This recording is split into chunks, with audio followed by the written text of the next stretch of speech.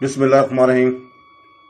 بہنوں، بھائیوں اور دوستوں، آج ہم سورہ النساء کی آیت نمبر 1 سے آیت نمبر 4 تک کی تفسیر کر رہے ہیں۔ اس کا ترجمہ صبح 6 بجے پاکستانی ٹائم کے مطابق ہو چکا ہے، اردو اور انگلش میں۔ سب سے پہلے سورہ النساء کا مختصر تعارف کراتے ہیں۔ مقام نزول سورہ نساء مدینہ منورہ میں نازل ہوئی۔ رکوع اور آیت کی تعداد اس میں 24 رکوع اور 176 آیتیں ہیں۔ نساء نام رکھے جانے کی وجہ، عربی میں عورتوں کو نساء کہتے ہیں، اور اس صورت میں بکثریت وہ احکام بیان کیے گئے جن کا تعلق عورتوں کے ساتھ ہے، اس لیے اسے سورہ نساء کہتے ہیں۔ سورہ نساء کے فضائل۔ سورہ نساء کی ایک آیت مبارکہ کے بارے میں حضرت عبداللہ بن مسعود رضی اللہ تعالیٰ عنہ فرماتے ہیں کہ نبی کریم صلی اللہ علیہ وسلم نے مجھ سے ارشاد فرمایا، مجھے قرآن مجید پڑھ کر سناؤ۔ میں نے عرض کی، یا رسول اللہ صلی اللہ علیہ وسلم، میں آپ کو پڑھ کر سناؤں، حالانکہ یہ تو آپ پر نازل فرمایا گیا ہے۔ ارشاد فرمایا، ہاں تم پڑھ کر سناؤ۔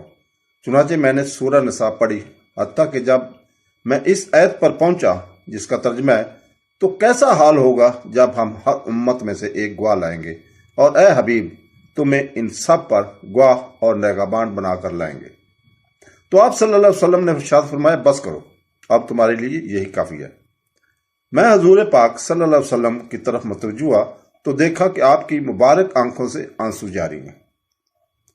تو دوستو، سورہ نساء کی آیت نمبر 1 جس کا ترجمہ ہے،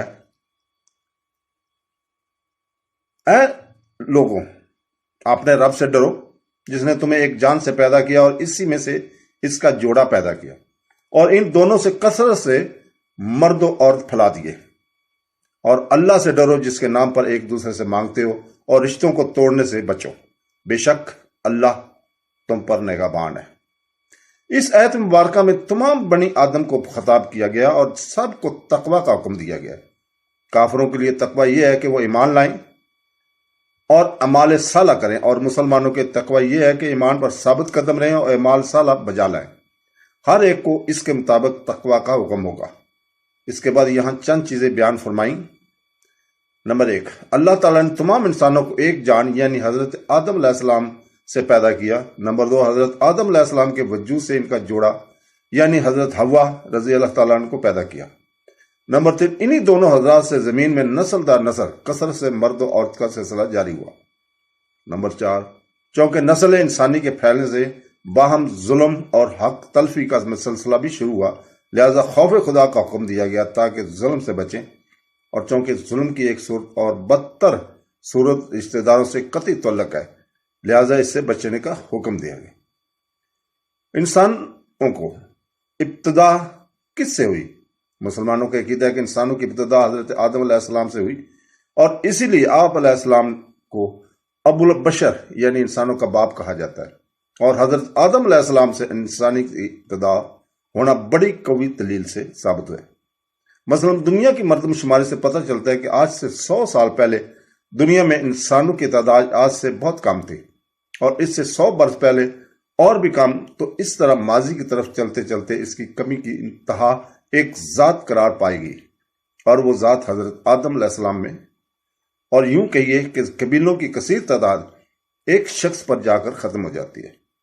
مثلا سید دنیا میں کروڑوں پائے جائیں گے، مگر ان کی انتہا رسول پاک صلی اللہ علیہ وسلم کی ایک ذات پر ہوگی۔ یوں ہی بنی اسرائیل کتنے بھی کثیر ہوں، مگر اس تمام کثیرت کا اختتام حضرت یعقوب علیہ السلام کی ایک ذات پر ہوگا۔ آپ اسی طرح اور اوپر کو چلنا شروع کریں تو انسان کے تمام قبیلوں قبیلوں کی انتہا ایک ذات پر ہوگی جس کا نام تمام آسمانی کتابوں میں حضرت آدم علیہ السلام ہے، اور یہ تو ممکن نہیں ہے کہ وہ ایک شخص پیدائش کے محدود طریقے سے پیدا ہوا یعنی ماں باپ سے پیدا ہوا ہو، کیونکہ اگر اس کے لیے باپ فرض بھی کیا جائے تو ماں کہاں سے آئے، اور پھر جسے باپ مانا وہ خود کہاں سے آیا۔ لہذا ضروری ہے کہ اس کی پیدائش بغیر ماں باپ کے ہو، اور جب بغیر ماں باپ کے پیدا ہوا تو بالکین اور اس طریقے سے ہٹ کر پیدا ہوا۔ وہ طریقہ قرآن نے بتایا کہ اللہ تعالیٰ نے اسے مٹی سے پیدا کی جو انسانوں کی رہائش یعنی دنیا کا بنیادی جز ہے۔ پھر یہ بھی ظاہر ہے کہ جب ایک انسان یوں وجود میں آ گیا تو دوسرا ایسا وجود چاہیے جس سے نسل انسانی چل سکے، تو دوسرے کو پیدا کیا گیا، لیکن دوسرے کو پہلے کی طرح مٹی سے بغیر ماں باپ کے پیدا کرنے کی بجائے جو ایک انسانی شخص تھا اس کے وجود سے پیدا فرما دیا، کیونکہ ایک شخص کے پیدا ہونے سے نوح موجود ہو چکی تھی، چنانچہ دوسرا وجود پہلے وجود سے کچھ کم تر اور عام انسانی وجود سے بلند تر طریقے سے پیدا کیا گیا، یعنی حضرت آدم علیہ السلام کی ایک بائیں پسلی ان کے آرام کے دوران نکال لی اور ان سے ان کی بیوی حضرت حوا رضی اللہ تعالیٰ عنہ کو پیدا کیا گیا۔ چنانچہ حضرت حوا رضی اللہ تعالیٰ عنہ مرد و عورت والے بامی ملاپ سے پیدا نہیں، اس لیے وہ اولاد نہیں ہو سکتی۔ خواب سے بیدار ہو کر حضرت آدم علیہ السلام نے اپنے پاس حضرت حوا رضی اللہ تعالیٰ کو دیکھا تو عام جنس کی محبت دل میں پیدا ہوئی۔ مخاطب کر کے حضرت حوا رضی اللہ تعالیٰ نے سے فرمایا تم کون ہو؟ انہوں نے عرض کیا عورت۔ فرمایا کس لیے پیدا کی گئی ہو؟ عرض کیا آپ علیہ السلام کی تسکین کی خاطر۔ چنانچہ حضرت آدم علیہ السلام ان سے مانوس ہو گئے۔ یہ وہ معقول اور سمجھ میں آنے والا طریقہ ہے جس سے نسل انسانی کی ابتدا کا پتہ چلتا ہے۔ بقیہ وہ جو کچھ لوگوں نے بندروں والا طریقہ نکالا ہے کہ انسان بندر سے بنایا ہے تو یہ پرلے درجے کی نامعقول بات ہے۔ یہاں ہم سنجیدگی کے ساتھ چند سوالات سامنے رکھتے ہیں، آپ ان پر غور کریں، حقیقت آپ کے سامنے آ جائے گی۔ سوال یہ ہے کہ اگر انسان بندر ہی سے بنا ہے تو کئی ہزار سالوں سے کوئی جدید بندر انسان کیوں نہ بن سکا، اور آج ساری دنیا پوری کر کے کس بندر کو انسان کیوں نہ بنا سکے؟ نیز بندروں سے انسان بننے کا سلسلہ کب شروع ہوا تھا؟ کس نے یہ بنتے دیکھا تھا؟ کون اس کا راوی ہے؟ کس پرانی کتاب سے یہ بات مطالعہ میں آئی ہے؟ نیز یہ سلسلہ شروع کب ہوا اور کب سے بندروں پر پابندی لگ گئی کہ جناب آئندہ آپ میں کوئی انسان بننے کی جرت نہ کرے؟ نیز بندر سے انسان بنا تو دم کا کیا بنا تھا؟ کیا انسان بنتے ہی دم جھڑ گئی تھی یا کچھ عرصے بعد کاٹی گئی یا گھسٹ گھسٹ کر ختم ہوگی؟ اور بہرحال جو کچھ بھی ہوا، کیا اس بات کا ثبوت ہے کہ دم والے انسان پائے جاتے ہیں؟ الغرض بندروں والی بات بندر ہی کر سکتا ہے، حالت کہ دنیا بھر میں جس بات کا شور مچایا ہوا ہے اس کی کوئی گل سیدھی نہیں، اس کی کوئی کڑی سلامت نہیں، اس کا کوئی تاریخ نہیں، بس خیالی مفروضے قائم کر کے اچھے بھلے انسان کو بندر سے جا ملایا۔ تو دوستو، رشتہ داری توڑنے کی مذمت قرآن مجید اور حدیث مبارکہ میں رشتہ داری کی توڑنے کی شدید مذمت کی گئی ہے۔ چنانچہ اللہ تعالیٰ ارشاد فرماتا ہے اور جو اللہ کا عہد اسے پختہ کرنے کے بعد توڑ دیتے ہیں، وہ جسے جوڑنے کا اللہ نے حکم فرمایا ہے اسے کاٹتے ہیں اور زمین میں فساد پھیلاتے ہیں، اور ان کی لعنت ہی ہے اور ان کے لیے برا گھر ہے۔ تو دوستو، اس طرح آیت نمبر 2 جس کا ترجمہ ہے اور یتیموں کو ان کے مال دے دو اور پاکیزہ مال کے بدلے گندا مال نہ لو، اور ان کے مالوں کو اپنے مالوں میں ملا کر نہ کھاؤ، بے شک یہ بڑا گناہ۔ اور اس آیت کا شان نزول یہ ہے کہ ایک شخص کی نگرانی میں اس کے یتیم بھتیجے کا بہت زیادہ مال تھا۔ جب وہ یتیم بالغ ہوا، اس نے اپنا مال طلب کیا تو چاچا نے دینے سے انکار کر دیا۔ اس پر یہ آیت نازل ہوئی، جسے سن کر اس شخص نے یتیم کا مال اس کے حوالے کر دیا اور کہا کہ ہم اللہ تعالیٰ اور اس کے رسول صلی اللہ علیہ وسلم کی اطاعت کرتے ہیں۔ آیت کا مفہوم یہ ہے کہ جب یتیم اپنا مال طلب کریں تو ان کا مال ان کے حوالے کر دو، جبکہ دیگر شرعی تقاضوں کو پورا کر دیا۔ اپنے حلال مال کے بدلے یتیم کا مال نہ لو جو تمہارے لیے حرام ہے، جس کی صورت یہ ہے کہ اپنا گھٹیا مال یتیم کو دے کر اس کا عمدہ مال لے لو۔ یہ تمہارا گھٹیا مال تمہارے لیے عمدہ ہے کیونکہ یہ تمہارے لیے حلال ہے، اور یتیم کا عمدہ مال تمہارے لیے گھٹیا اور خبیث ہے کیونکہ وہ تمہارے لیے حرام ہے۔ یہ بھی معلوم ہے کہ جب یتیم کا مال اپنے مال سے ملا کر کھانا حرام ہوا، یعنی گھٹیا معاوضہ دے کر کھانا بھی حرام ہے، تو بغیر معاوضہ کے کھا لینا تو بدریق اول حرام ہے۔ ہاں، شریعت نے جہاں ان کا مال ملا کر استعمال کی اجازت دی وہ جدا ہے، جس کا بیان سورہ بقرہ آیت نمبر 220 میں ہے۔ تو یتیم اس نابالغ لڑکے یا لڑکی کو کہتے ہیں جس کا باپ فوت ہو جائے۔ آیت مبارکوں کو سامنے رکھتے ہوئے یہاں یتیموں سے متعلق चंद अहम मसाइल बयान किए जाते हैं। नंबर 1, यतीम को तोहफा दे सकते हो मगर इसका तोहफा ले नहीं सकते। नंबर 2, कोई शख्स फौत हो और इसके वर्षा में यतीम बच्चे भी हों तो इस तरीके से नतीजा 40वां न्याज फाता और खरीद करना सब हराम है, और लोगों का यतीमों की माल वाली उस न्याज फाता के खाने को खाना भी हराम है। ये मसला बहुत ज्यादा पेश आने वाला है, लेकिन अफसोस के लोग बेधड़ के यतीमों का माल खा जाते हैं। नंबर 3, ऐसे मौकों पर जायज न्याज का तरीका यह है कि बालग वर्षा खास अपने माल से न्याज दिलाएं। यह भी याद रहे कि यहाँ वो औरत मुराद नहीं है जो तदफीन के बाद या स्वयं के दिन की पकाई जाती है, क्योंकि वो औरत तो बहर सूरत नाजायज है, वो अपने माल से करें। मसला नतीजा फायदा का एहसाल स्वाब जायज है, लेकिन रिश्तेदारों और अहले महल्ला की जो दावत की जाती है ये नाजायज होती है। वो खाना सिर्फ फुकरा को खिलाने की इजाजत है। इसके बारे में मजीद तफसील जानने के लिए फतवा रजविया की 9वीं जिल्द से इन 2 वसाइल का मुताला कर लें। तो दोस्तों, आयत नंबर 3 में अल्लाह ताला फरमाता है, जिसका तर्जमा है, और अगर तुम्हें अंदेशा हो कि यतीम लड़कियों में इंसाफ ना कर सकोगे तो इन औरतों से निकाह करो जो तुम्हें पसंद हो, 2-2 और 3-3 और 4-4। फिर अगर तुम्हें इस बात का डर हो कि तुम इंसाफ नहीं कर सकोगे तो सिर्फ एक से निकाह करो या लौंडियों पर गुजारा करो जिनके तुम मालिक हो। ये इससे ज्यादा करीब है कि तुमसे जुल्म ना हो। इस आयत के मैनी में चंद अकवाल हैं।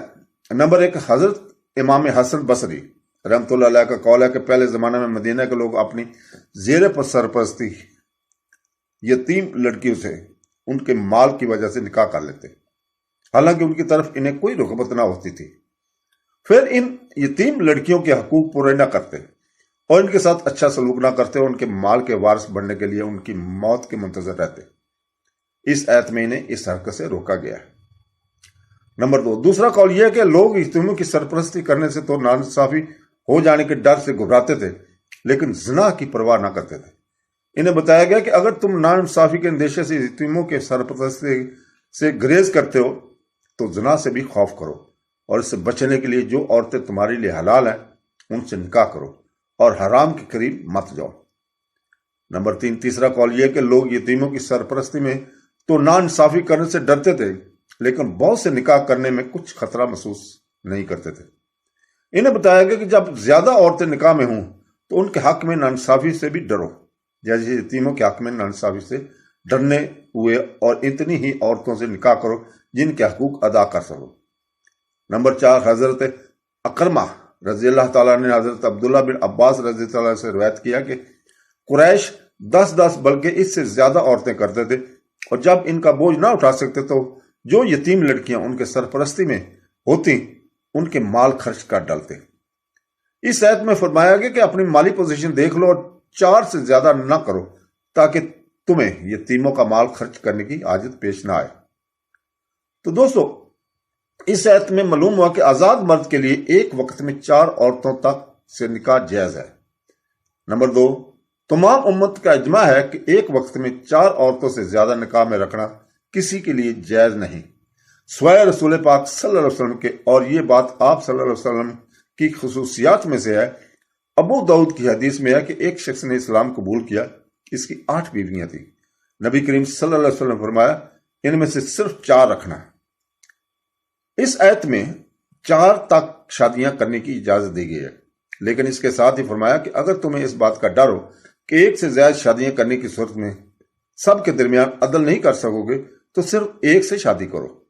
इसी से मालूम हुआ कि अगर कोई 4 में अदल नहीं कर सकता लेकिन 3 में कर सकता है तो 3 शादी कर सकता है, और 3 में अदल नहीं कर सकता लेकिन 2 में कर सकता है तो 2 की इजाजत है।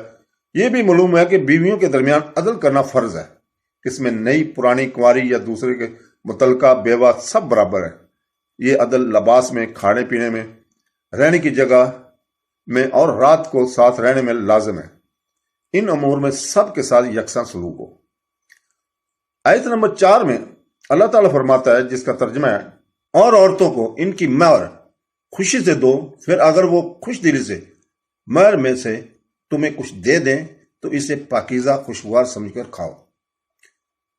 इस आयत में अल्लाह ताला ने शोहरों को हुक्म दिया कि वो अपनी बीवियों को इनके महर खुशी से अदा करें। फिर अगर इनकी बीवियां खुश दिली से अपने महर में से कुछ इन्हें दे दें तोहफे के तौर पर, तो वो इसे पाकीज़ा और खुशगवार समझकर खाएं। इसमें इनका कोई दुनियावी या आखिरवी नुकसान नहीं है।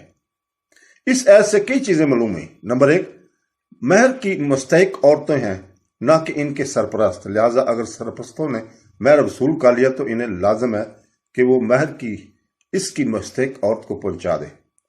नंबर 2, महर बोझ समझकर नहीं देना चाहिए, बल्कि औरत का शरई हक समझकर अल्लाह ताला के हुक्म पर अमल करने की नीयत से खुशी खुशी देना चाहिए। महर देने के बाद जबरदस्ती या इन्हें तंग करके वापस लेने की इजाजत नहीं। नंबर 4, अगर औरतें खुशी से पूरा या कुछ महर तुम्हें दे दें तो वो हलाल है। इसे लिख सकते हैं, हमारे ज़माने में लोग औरतों को महर वापस देने या माफ़ करने पर बाकायदा तो मजबूर नहीं करते, लेकिन कुछ अपनी चरब ज़बानी से और कुछ अपने रवैये को बिगाड़ कर और मूड ऑफ करके और मेल बर्ताव में अंदाज तब्दील करके महर की माफ़ी या वापसी पर औरत को मजबूर करते हैं। ये सब सूरतें ममनू हैं, बल्कि बाज़ अतबार से इसमें ज़्यादा खबासत और कमीनगी है। ऐसे लोग महर माफ़ भी करवा लेते हैं और अपने नफ्स को भी राज़ी रखते हैं कि हमने कौन सा मजबूर किया है। इन्हें अल्लाह ताला ही हदायत दे। तो दोस्तों, अल्लाह ताला से दुआ है कि हमें सीरत नबी करीम को पढ़ना और सुनते रसूल पर अमल करने की तौफीक अता फरमाए। आमीन सुम आमीन। अल्लाह हाफ़िज़।